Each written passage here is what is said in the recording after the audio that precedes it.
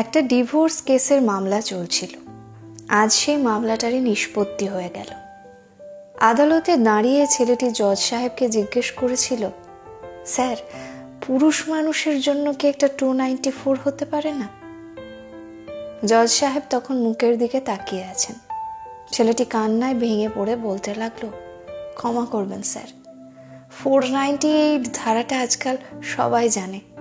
আমাদের মতো পুরুষদের অত বড় কিছু লাগবে না, ওর হাফও যদি হয়, যদি একটা 294ও থাকতো, অনেক নিরপরাধ ছেলে এ জীবনে বেঁচে যেতে পারত। আইন বোধহয় পুরুষের জন্য হয় না। ছেলেটির এমন কথাটা আসলে বিদ্রূপ নাকি ক্ষোভ? মামলা নিষ্পত্তি শেষে আদালত চত্বর থেকে মায়ের হাতটা শক্ত করে ধরে বেরিয়ে গেল বছর 32-এর ছেলেটি, নাম সুমন মজুমদার। আমি একদৃষ্টে তাকিয়ে দেখছিলাম ওদের চলে যাওয়ার দৃশ্যটা।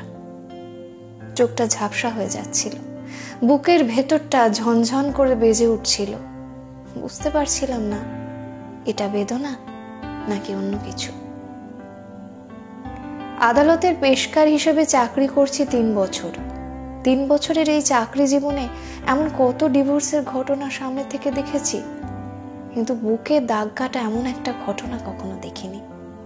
ছেলেটি আমার কেউ নয়, তবু বুকের মধ্যে ব্যথা অনুভব করছিলাম। আজকাল আদালতে শুধু সম্পর্ক ভাঙনের গল্প। আদালতে চাকরি করার সূত্রে কত ঘটনায় যে চোখের সামনে দেখতে হয় তারই হত্যা নেই। এই আদালতের চাকরিটা না পেলে জানতেই পারতাম না জগৎ বড় কঠিন।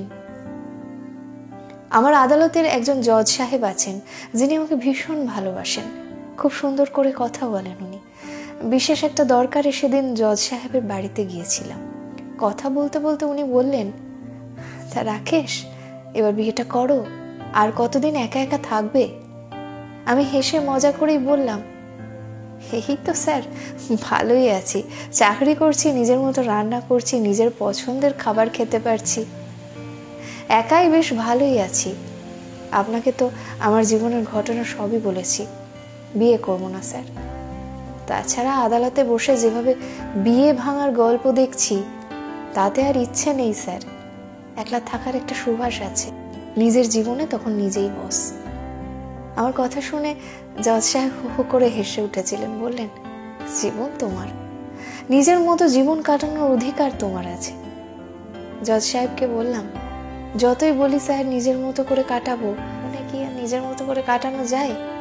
বাড়িতে মা বলেছে বিয়ে করতে, দেখা যাক জীবনে কি আছে, তবুও সংসার করতে হবে। জীবন কাকে কোন পরিস্থিতিতে নিয়ে গিয়ে দাঁড় করাবে তা কেউ বলতে পারে না, জানেন? ওই সুমন কি 10 মাস আগে জানতে পেরেছিল 10 মাসের বিবাহিত জীবনে এই বিচ্ছেদ নেমে আসবে? সুমন আমার বন্ধু বা আত্মীয় কেউ নয়, তবু সুমনের গল্পটা খুব বলতে ইচ্ছে করছে। সুমন কোনো সরকারি চাকুরে নয়, একজন প্রতিষ্ঠিত ব্যবসায়ী। ব্যবসাটা ছিল সুমনের বাবার। হঠাৎ করে বাবা মারা যান। বাবা মারা যাওয়ার পর থেকেই সেই ব্যবসাটা চালাচ্ছে। মালদা টাউনে নিজস্ব বাড়ি, অবস্থা খারাপ নয়। সুমনের বিয়ের কয়েকদিনের মধ্যে ধরা পড়ে ওর মায়ের ক্যান্সার। বাড়িতে অসুস্থ মা আর বউকে নিয়েছিল সুমনের সংসার। একটা শান্তিপূর্ণ জীবন চেয়েছিল সুমন, তার হয়নি। জীবনে একটা পারফেক্ট মানুষ চেয়ে একটা শান্তিপ্রিয় মানুষের বড় প্রয়োজন বোধ হয়। সেই শান্তিটাই দিতে পারিনি সুমনের স্ত্রী নন্দিনী। নন্দিনীর সাথে সুমনের বিয়েটা দেখাশোনা করে বিয়ের আগে সুমন ভেবে নিয়েছিল নন্দিনী বুঝি তার জীবনের জন্য পারফেক্ট। সাধারণ নিম্নবিত্ত বাড়ির একটা মেয়ে, সে হয়তো তাকে বুঝবে। নন্দিনী সুমনের টাকা ছাড়া কিছুই বোঝেনি। আর মায়ের ক্যান্সার ধরা পড়ার পর সুমনের স্ত্রী নন্দিনী জানিয়ে দিল ক্যান্সার রোগীর সাথে থাকা সম্ভব নয় তার পক্ষে, তাই আলাদা ফ্ল্যাট কিনে দিতে হবে নন্দিনীকে। সুমন বলেছিল, তা কি করে সম্ভব বলো? মায়ের এই অবস্থায় মাকে ছেড়ে চলে যাওয়া সম্ভব নয়। নন্দিনী শুনে বলল, তাহলে 25 লাখ টাকা দিয়ে দাও, আমি বাপের বাড়ি থাকবো। কি বলো, এই অবস্থায় তুমি এসব বলতে পারো না, আমি পারবো না দিতে। তারপর থেকে শুরু হলো অশান্তি। নন্দিনী জানিয়ে দিল, মাসে 20,000 টাকা হাত খরচ দিতে হবে, যদি পারো তবেই তোমার সাথে থাকবো, তা না হলে নয়। সুমন রাজি হয়েছিল। প্রথম 2 মাস 20,000 করে দিয়েছিল। নন্দিনী যেন খুশি নয়। সুমনকে বলে বসলো আরো 10 বাড়াতে হবে। মানে মানে আবার কি? 20,000-এ কি হয় আজকাল? সুমন স্পষ্ট ভাষায় জানিয়ে দেয়, পারবো না দিতে। না পারলে বিয়ে করেছিলে কেন? আমি তো তোমাকে আর এমনি এমনি বিয়ে করিনি। কিসব বলছো তুমি? ঠিকই বলছি, আমার পক্ষে আর সম্ভব নয়। তোমাকে ডিভোর্স দেব, বধূ নির্যাতনের কেস করব, যা পারো করে নিও। তারপর নন্দিনী বাপের বাড়িতে ফিরে আসে। বধূ নির্যাতনের কেস দিয়ে ডিভোর্সের মামলা করে। অভিযোগ করে শাশুড়ি আর স্বামী প্রচন্ড অত্যাচার করে। 50 লাখ টাকা দাবি করে বসে। অবশেষে 24 লাখ টাকায় রফা হয়। জজ সাহেব সুমনকে বলেছিলেন, সংসারটা নতুন করে করো। কাঠগড়ায় দাঁড়িয়ে সুমন জজ সাহেবকে বলল, স্যার আমি কিছু বলতে পারি? জজ সাহেব বলার জন্য আদেশ দিতেই সুমন বলতে শুরু করলো, স্যার আজ যে টাকাটা দিতে হচ্ছে এটা আমার ব্যবসার টাকা। ব্যবসা থেকে 15 লাখ টাকা বের করেছি। মায়ের সেভিংস ছিল, সেখান থেকে 4 লাখ। আরও এপাশ ওপাশ ধার করে এই 5 লাখ টাকা, মোট 24 লাখ টাকা দিচ্ছি। মালদায় আমাদের যে বাড়িটা আছে ওই বাড়িটা বিক্রি করে দিলে আরো 40 লাখ টাকা হবে, মোট 64 লাখ টাকা। আমি ওকে দিয়ে দিতে রাজি, তবু ওর মতো মেয়ের সাথে সংসার করতে রাজি নই স্যার। আমাকে মুক্তি দিন। জীবনের বাদবাকি দিনগুলো একটু নিজের মতো করে বাঁচতে চাই। জীবন যন্ত্রণা কোন জায়গায় গিয়ে পৌঁছালে তবে এমন একটা কথা আসে বলুন তো? ভাবছিলাম এরকমও হয়, সুমনের স্ত্রী এটা করতে পারলো। এতটা নিচু মানসিকতা হয় কি করে?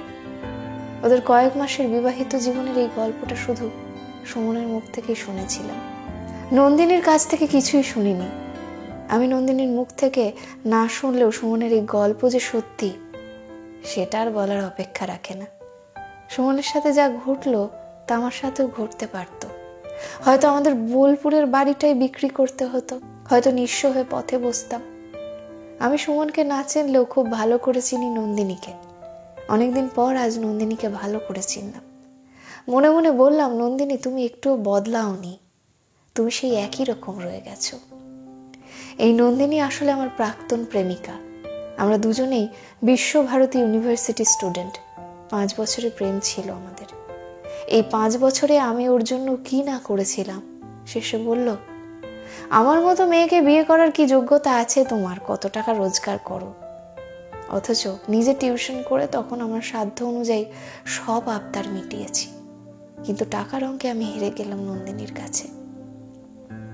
নন্দিনী আমাকে ছেড়ে দিল, বললো এই পৃথিবীতে তোমার কি দাম আছে? টাকা আছে? আমি সত্যিই তো, আমার টাকা নেই। ভীষণ কষ্ট পেয়েছিলাম সেদিন। ও ছেড়ে চলে গিয়েছিল।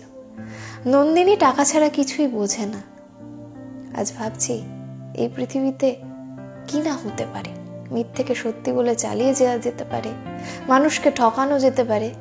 আচ্ছা, যারা এগুলো করে তারা কি ভালো থাকে?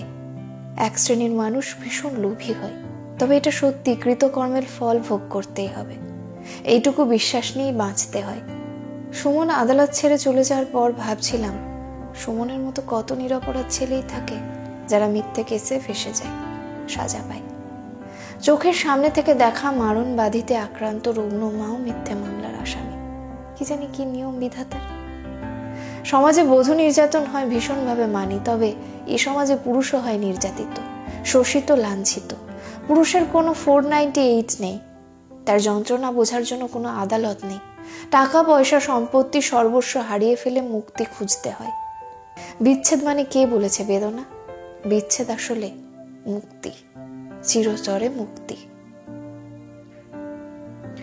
কলমে সরজিৎ ঘোষ, কণ্ঠে পারমিতা।